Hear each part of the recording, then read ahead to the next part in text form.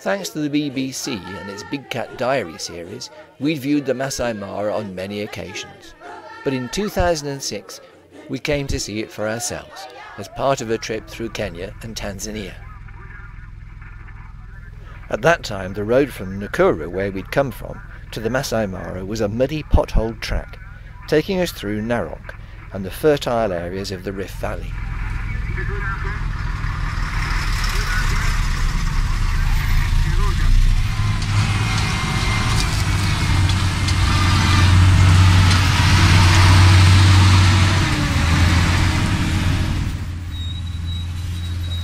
Narok was a very busy, bustling place with traffic problems of its own. Now the road is much better, though ease of access is something of a mixed blessing, as we will see later on in the video. After 5 hours of the African massage, the prospect of setting foot in the Masai Mara was quite intoxicating. But first of all, we were entertained to a little bit of the Masai culture.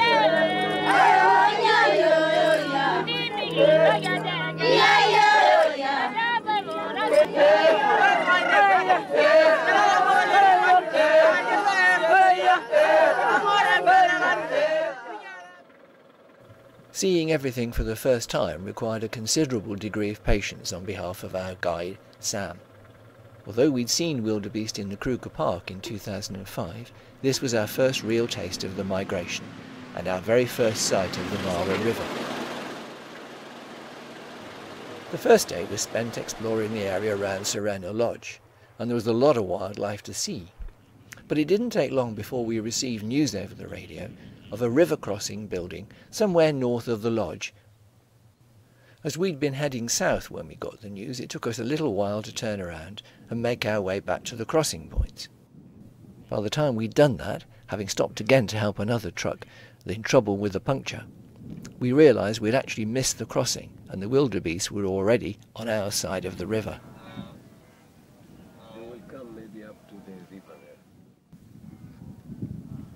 With the wildebeest running away from the river, we thought the show was over. But of course, these are wildebeest. Half an hour later, and the wildebeest are running back again to the river, looking as if they might want to cross back where they'd come from.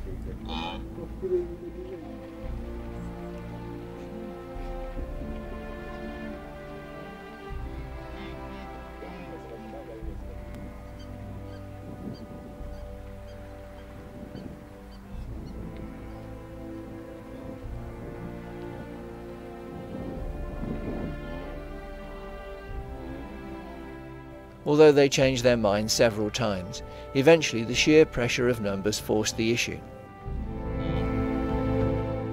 At first it was just a trickle, but as more and more wildebeest came rushing back, so the numbers grew into a full-scale crossing.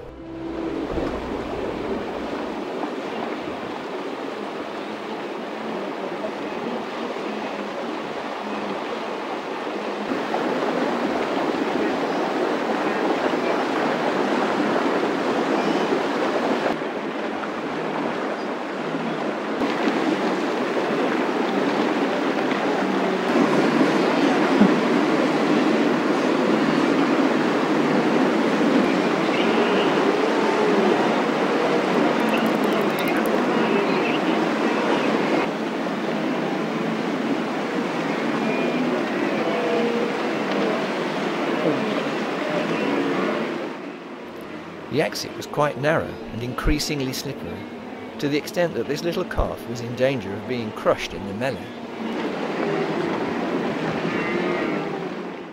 Although the first half of the river crossing was quite deep, it was actually shallow enough for the animals to walk right the way across.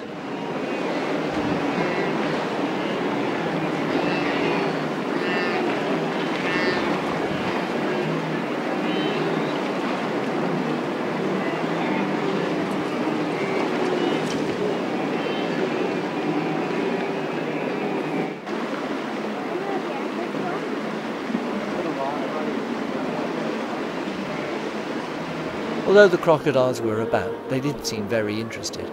Presumably they were already well fed on previous crossings.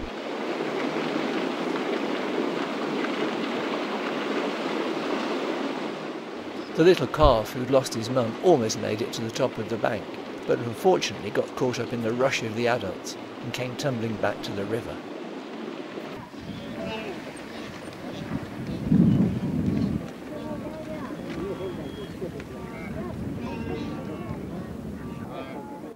He was obviously dazed, but at least he was still alive, and he managed to make his way across to the exposed stones in the centre of the river before making the attempt to climb up the bank and rejoin the herd.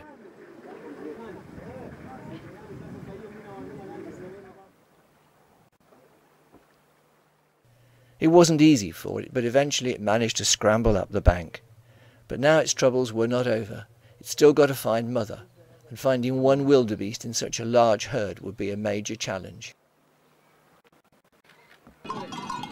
Before getting to the Mara in 2009, we'd stopped briefly on the way at Lake Naivasha, which was desperate for water. The sound of the cowbells indicated that the situation was no better in the Conservancy either, with the herdsmen looking for any source of water they can find. Mara North Conservancy is a beautiful area bordering the Mara proper.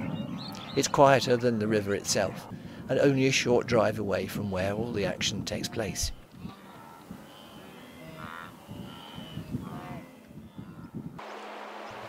Self-evidently, the water levels are very low. There had been little rain on the Mara Escarpment, and the rocky bed of the river was very exposed.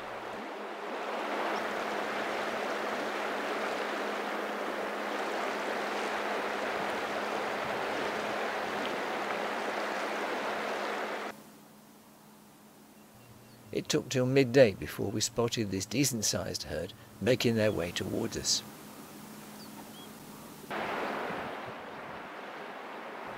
There were plenty of crocs and hippo about, either of which might affect the crossing of the herd. After careful inspection of the bank, though, if anything, it turned the herd towards us. But it meant a perilous crossing on the rocks. A slip or a trip could easily break a leg.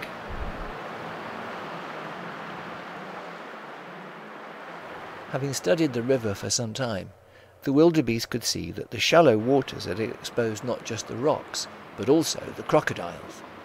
But despite the obvious risks, the wildebeest started to gingerly pick their way across to the other side of the river.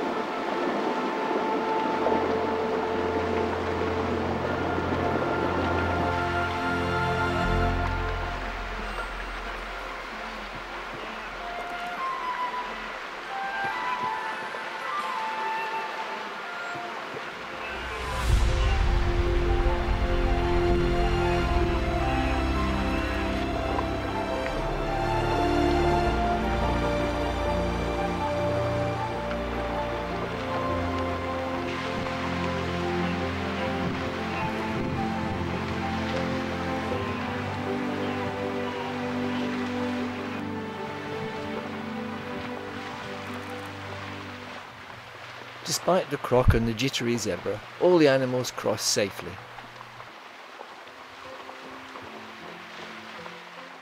Once the wildebeest and zebra had moved on, things quietened down, but the hippo were finding it hard to cool off in such shallow water.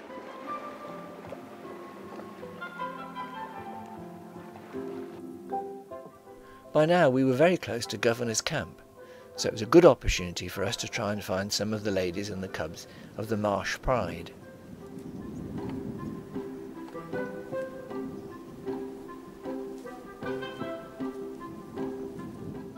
Another of Big Cat's stars was the cheetah Honey. She'd had 4 cubs originally, now there were only 3. Lions had killed the young female. The 3 surviving males had formed a very successful coalition, though regrettably we were to hear on a later trip that 2 more of the boys had been killed by lions.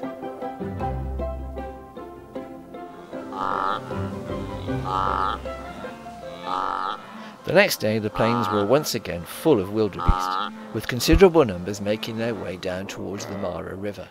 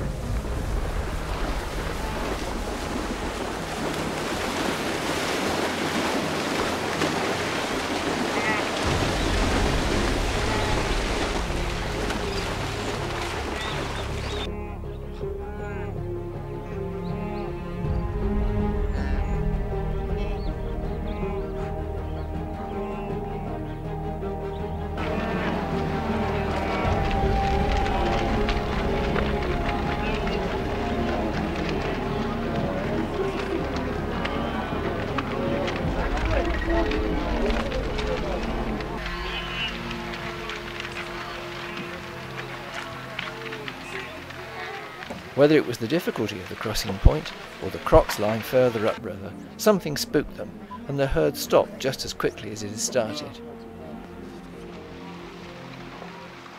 Not all of the crossings are on a grand scale. We were staying nearby at Rokero Camp on the Tarlek River to watch these wildebeest and a large group of zebra picking their way through the rocks.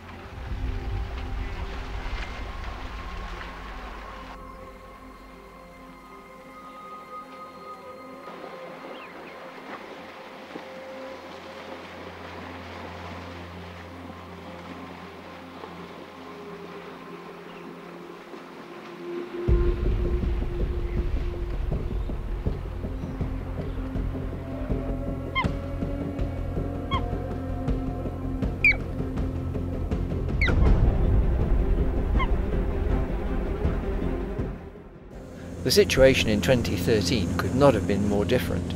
We'd started our journey in Laikipia, where the problem there had been dealing with floods and mud. It wasn't quite so wet in the Mara, but it was certainly full of animals.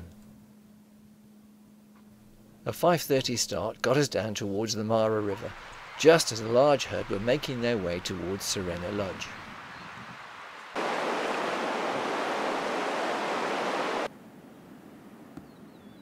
After several false starts and an hour of tracking them along the riverbank, they eventually decided to cross.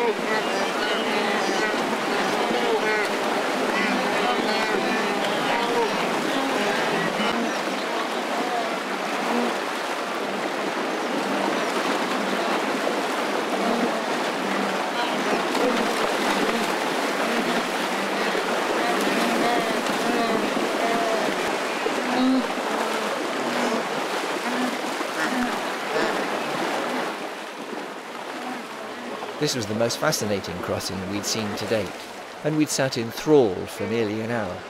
How different it was watching the wildebeest swimming rather than walking across.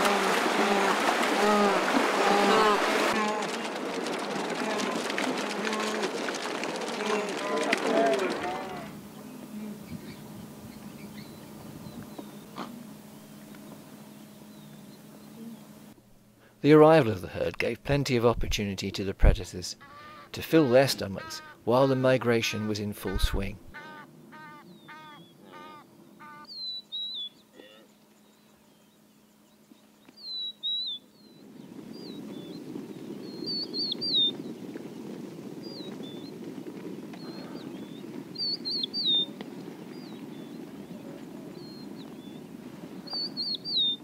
The scavengers were also much in evidence, although this lonely hyena was very cautious about approaching the lioness, looking for any scraps that she could steal.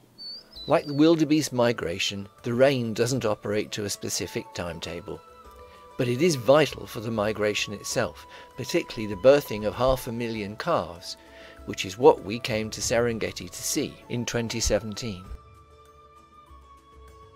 It was obvious from the time we landed in Arusha that the rains had not arrived. Plenty of dust, but very little grass.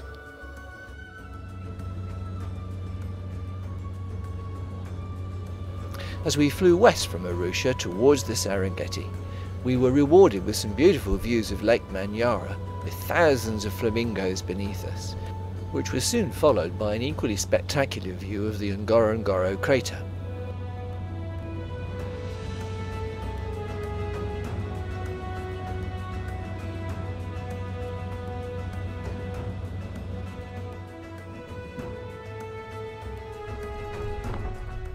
At this early stage in the safari, it was very difficult to gauge just how severe the drought actually was. Without the rain, the wildebeest herds will be scattered. They'll be looking for any grass that'll help them produce the milk the babies will need. Without it, they'll hold on to the calves as long as possible. So our best chance of finding the wildebeest was to stick to the water holes.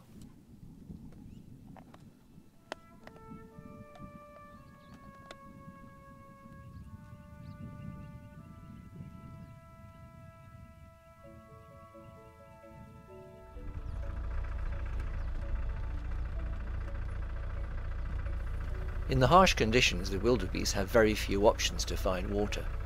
Although 2 to 3 kilometers away from camp, there's quite a decent sized water hole, which obviously proved attractive to the wildebeest in the area, and their usual travelling companions, the zebra.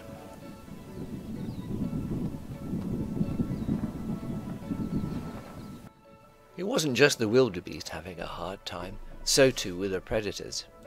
What the zebra hadn't realised is sitting right in front of us is a lioness, watching their every move.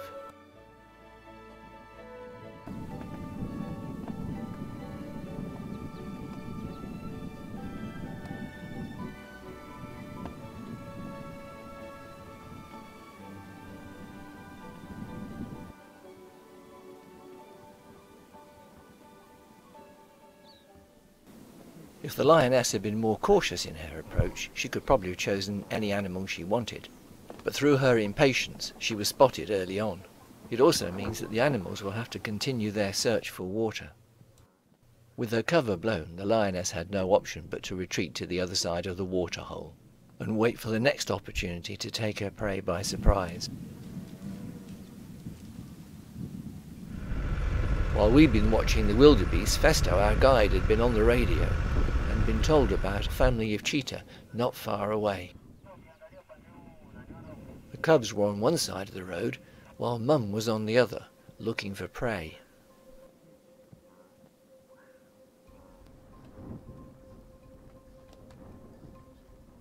The cubs were looking pretty thin, so they maybe hadn't eaten for quite some time. As we watched their mother, it became obvious that she was limping, so while she'd been watching the young zebra eagerly, it was way beyond her ability to reach it with the injury. The young cubs were not skilled enough to hunt for themselves, so until their mother recovers, they'll remain hungry. The following day we headed in a different direction. We'd heard before we left home that quite large numbers of wildebeest were gathering in the short grass plains near the Moru Kopis. That's about 12 kilometers south of Serenera at the centre of the park. So we set off to see if we could find them. We hadn't gone very far though before we came across this lioness and her cubs. They looked as if they'd made a kill of a small zebra the night before, which the vultures were now finishing off.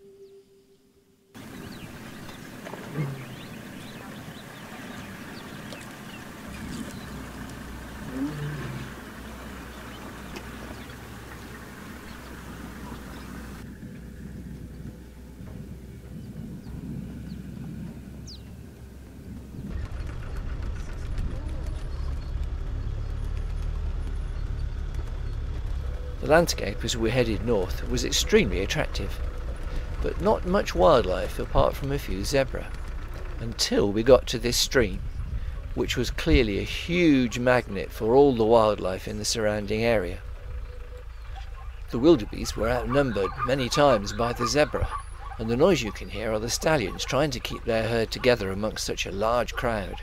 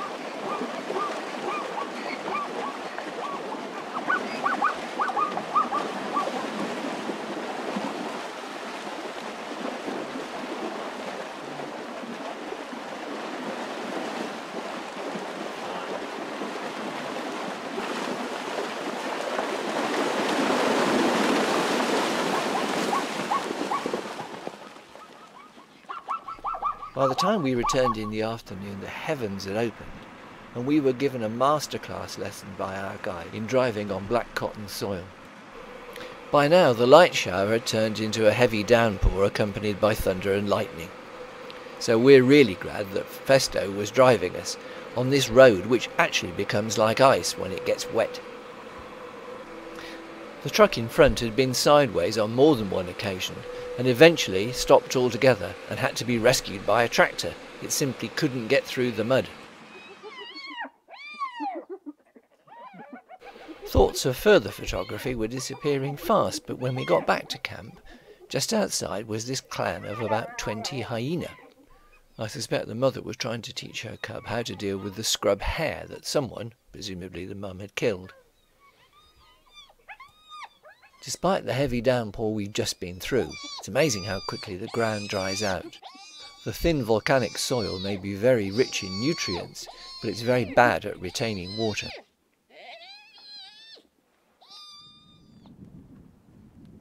The following day we headed southeast towards the Ngorongoro crater. On our way here, Festo had brought us past an area called Mash Kubwa. It's a marsh, but also a permanent water source. The wildebeest were seeking shade from the noonday sun and were quite oblivious to the fact that not half a mile away there was a pride of lions lying in waiting. Eventually thirst drove the wildebeest to overcome their fears, and they started coming down en masse to drink, but they didn't loiter for very long.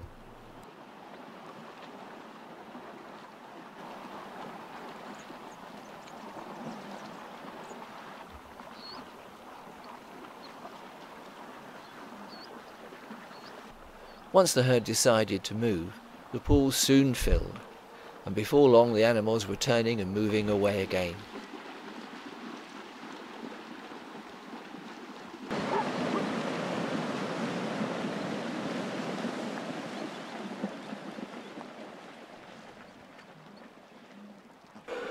We may not have been witness to the carving that we'd hoped for, but we've certainly had a wonderful time here at Kimondo and seen firsthand the impact that the lack of rain has on the wildlife, particularly the migration.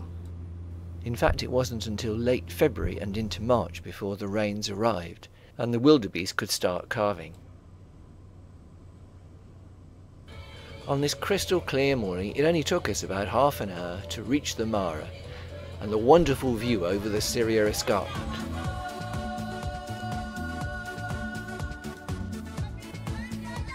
Although the big herds at this time of the year are spread right across the Serengeti, there are still several thousand who remain resident in the Mara and who move in and out of the reserve from the Loita Plains. It was still dark as we set out on the following morning, but it didn't take long through the dawn light for Fred, our guide, to find us two handsome male lions. They're known as Blackie and Lipstick, originally two out of a four-brother coalition called the 4KM Boys. In previous years they'd taken over the Recaro Pride and the Paradise Pride, and judging by their attitude, they were spoiling for a fight with the local pride.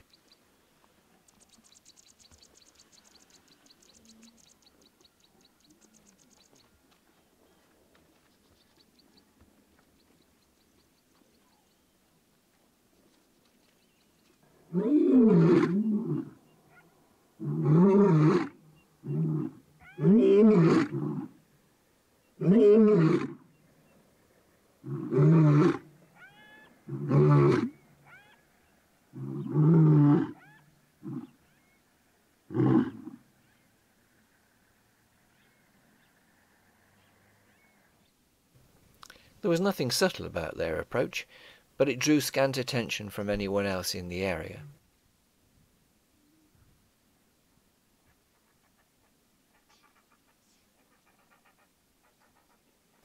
Closer to the Aleri River, there were large groups of wildebeest, most of whom had been down to the water for a drink. But just as in the Serengeti, without the rain and the fresh grass, the cows were still holding on to their calves. And these wildebeests and their young calves are desperately trying to reach the Aleri River. That won't be easy though, because the continuing drought has reduced it to a number of shallow pools.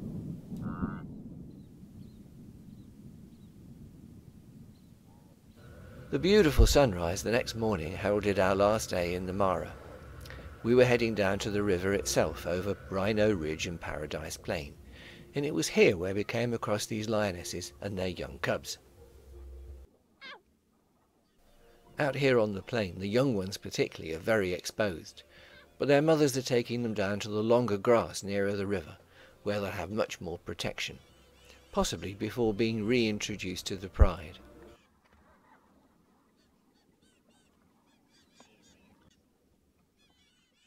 As we approached Governor's Camp and the marshes, the area was full of wildebeest. There was plenty of water and some grass, but very few calves being born. Despite the lack of rain and grass, there was still hippo about, including this young calf, which could be no more than a few days old.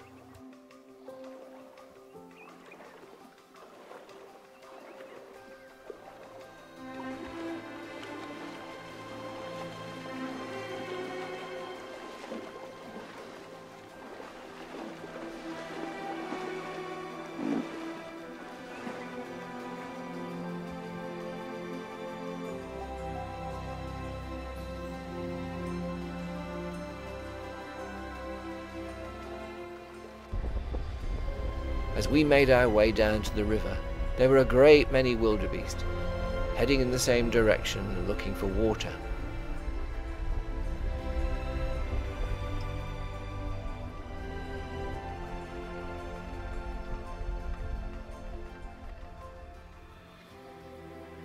As everywhere else, there were very few calves around, although we missed the birth of this little chap only by a few minutes. He was still fairly wobbly and had got the remnant of the cord attached.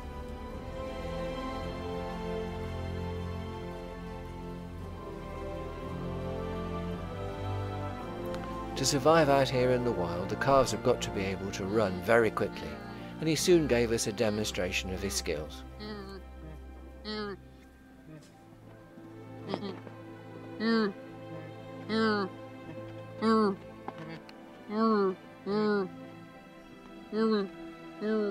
From here it's only a short drive down to the river, through plains absolutely full of topee, but something quite different was waiting for us at the Mara.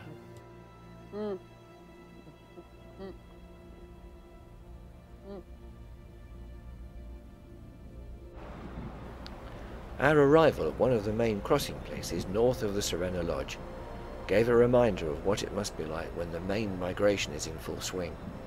One unlucky wildebeest who'd probably come down to drink had hovered a bit too long and been taken by some crocs. Because the crocodiles cannot chew, they simply tear their prey apart.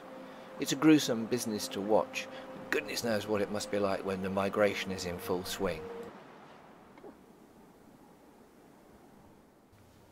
At the outset of the safari, we'd hoped to see the migration in the short grass plains of the Serengeti. But if nothing else, the migration is never predictable, and it was only in March 2017 that the calving actually began in earnest. In other years, this would have happened in January or February.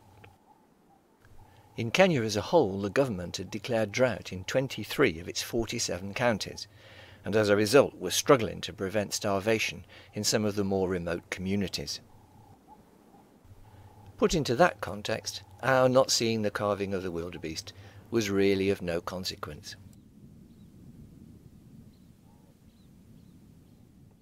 The situation in 2018 for our final visit was very different. The Lamai area of the northern Serengeti had had good rains and plenty of grass.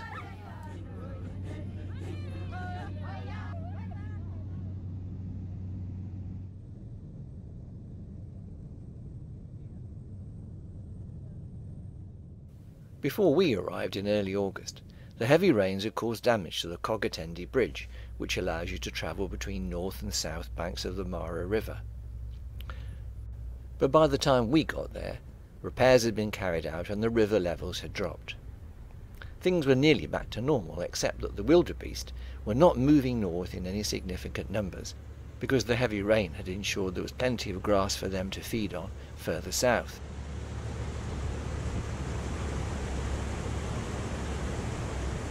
By mid-morning it was quite clear that the wildebeest were gathering near crossing point 4 and looked as if they might try and cross the river. In the Serengeti the rule is quite clear that no one can move forward to the river edge until the crossing actually begins.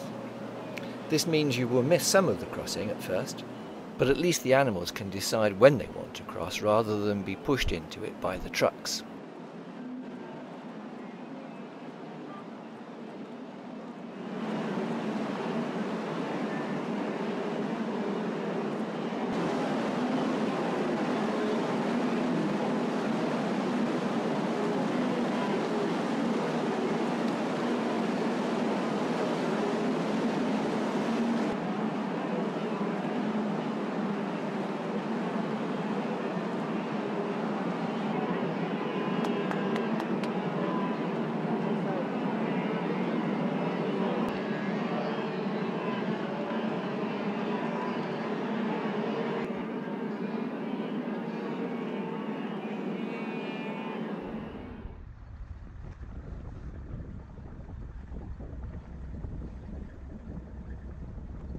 Next morning we'd not long crossed the Kogatendi Bridge when we heard this lion calling from some distance away.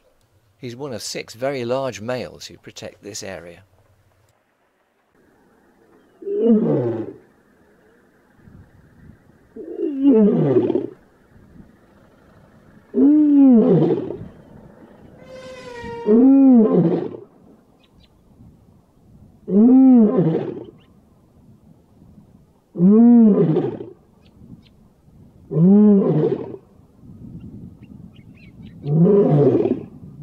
But as nobody responded, he got up after a while and wandered off into the bush. The beauty of this area of the Mara is that it's less busy than the Masai Mara itself, though there are still plenty of day trippers arriving at the central crossing points near the bridge.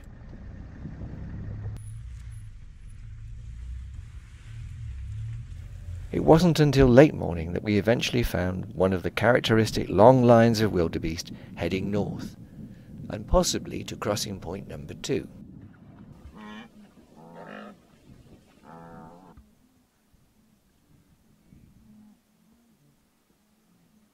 At first everything seemed quiet, and the herd moved slowly forward to a place where they could easily descend the bank to the river.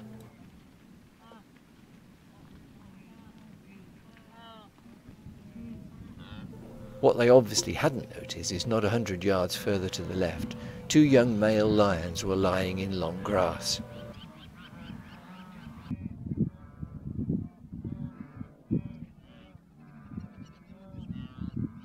After a short lull, and despite the obvious dangers, they were so desperate to cross, they returned once more, but not for long, as the impatient lions had shown themselves too soon. The wildebeest had plenty of time to turn away. Apart from a thirst for seeing the wildlife, it's also important to enjoy the environment.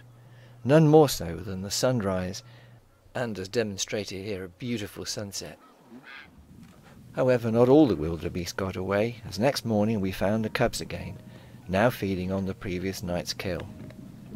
For them this is an important learning exercise in eating meat, even though they're still suckling from their mothers as well.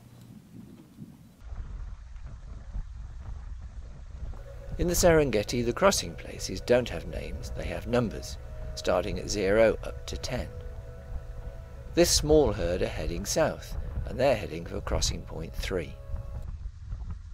As before, we had to wait until the crossing had actually started before we could move, so getting to the bank quickly is important, but potentially hazardous, with so many trucks seeking a good vantage point.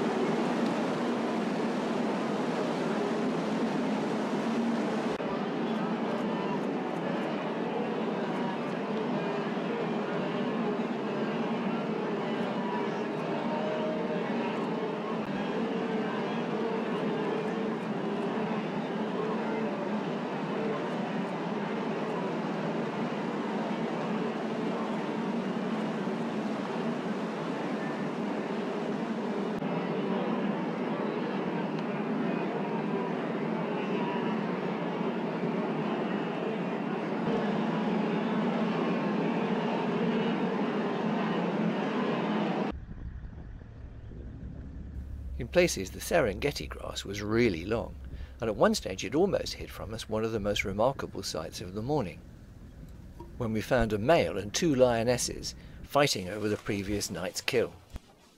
After marking his territory to demonstrate his dominance over the lionesses, he kept them away till he'd eaten his fill, repeatedly turning them back when they came near the carcass. Although his manner was still threatening, he did eventually allow them to eat the remains of the carcass, before moving away and suddenly using his phlegm response, presumably to smell one of the female's urine to see if she was in estrus.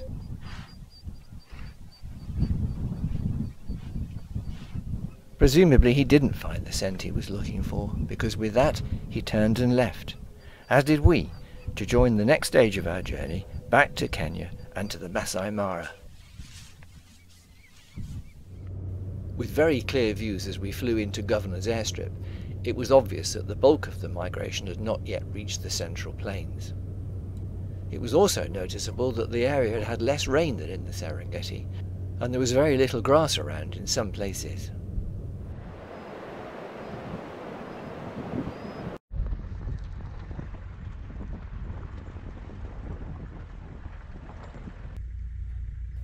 Next morning, as the balloons were taking off for their dawn flight, we were again at the Talek River, heading up to the Burungat Plains in the hope of seeing the wildebeest herds coming up from the northern Serengeti.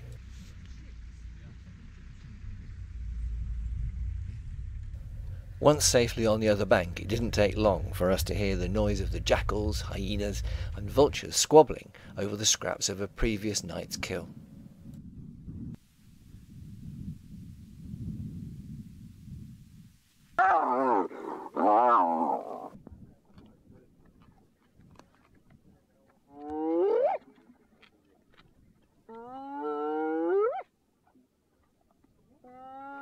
Thirsty after their nighttime journey, these wildebeest were stopping off for a quick drink before moving on to cross the Talek and Mara rivers.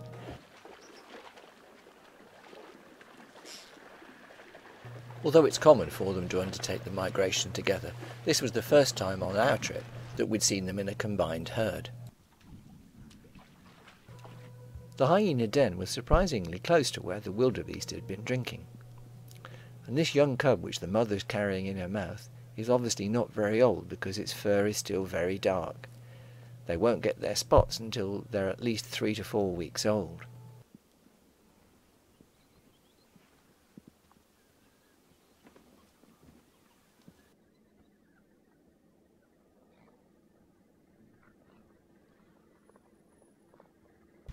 The herd that we had been following had moved on, and for a while the plains were empty, until we found another group not far from Serena Lodge.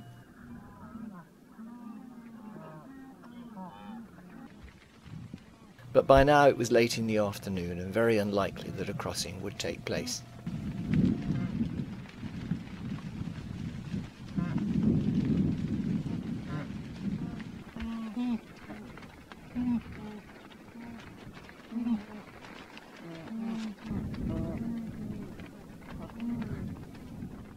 After the gusty conditions of the 2 previous days, on this particular morning the balloons were up in force.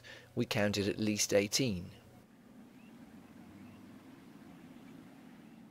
From their lofty perch they would have got a grandstand view of this mixed herd of wildebeest and zebra. It's estimated that at least 250,000 zebra also migrate with the wildebeest, but no one seems exactly sure quite why they do it. Maybe it's just simply a matter of safety provided by the additional numbers. Despite the fact they have a very symbiotic relationship, it was the zebra on this particular morning that spooked the wildebeest into running.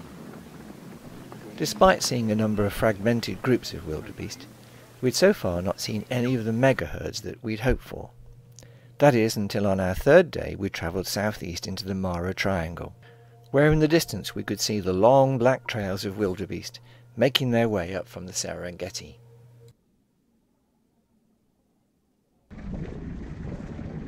It took us a while to catch up with them, but with no other trucks in sight, we soon found ourselves right on the edge of the herd, running in all directions on their way north.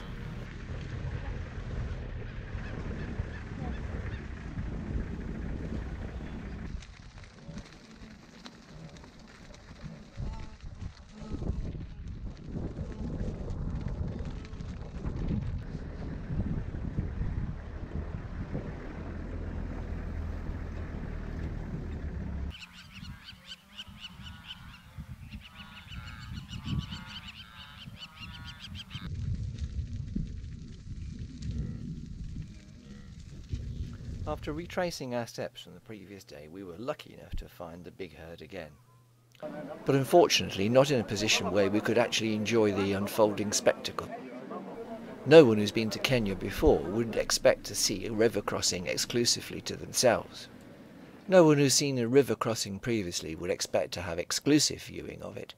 But I stopped counting when I reached 100 trucks. No one was the winner here because the noise and mayhem had scared the wildebeest away as well. At this point we abandoned the position to follow a smaller group to a much quieter location. In fact, on arrival, quite a few wildebeest were crossing in the opposite direction. But even here there was competition for space, so viewing was not easy or quiet.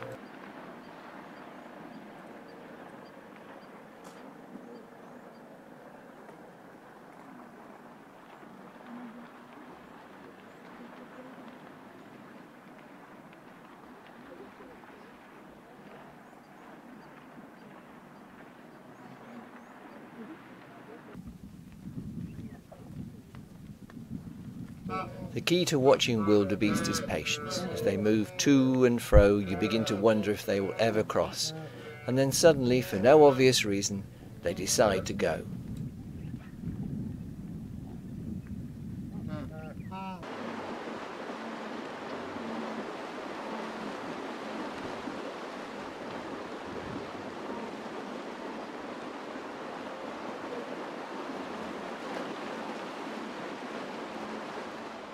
Apart from the steep banks to get down to the river, the water is also infested with crocodiles, one of whom attacks a wildebeest on the far bank where the water is deeper.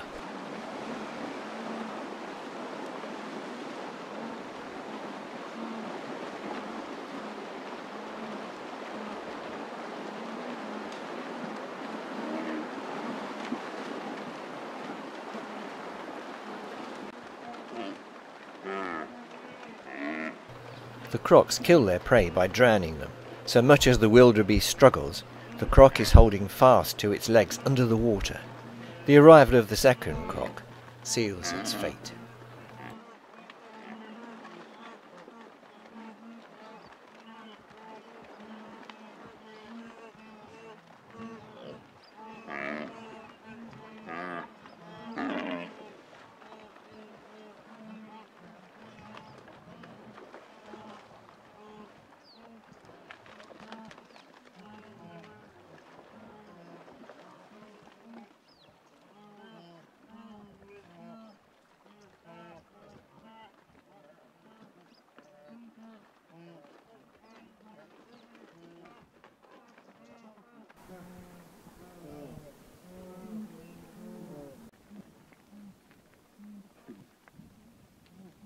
Understandably, that was enough to stop the crossing in its tracks, at least for a while. But the pressure of more wildebeest arriving eventually makes the herd take the risk again.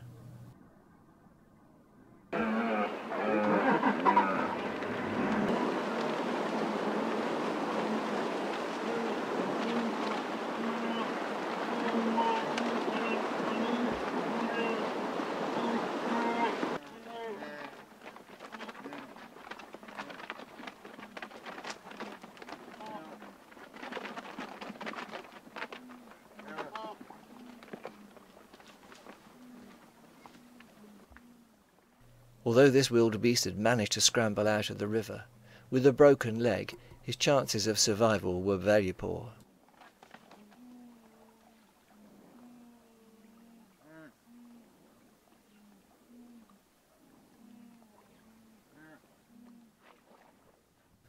After the wildebeest had made several brave attempts, a crocodile had managed to grab him by the legs and pull him back into the water. It's sad to watch any animal die, but the river is the host to many scenes like this. It is, after all, part of the story of the migration. There can be no doubt that the migration is one of the natural wonders of the world. We feel very privileged that we've been able to see it on 5 separate occasions.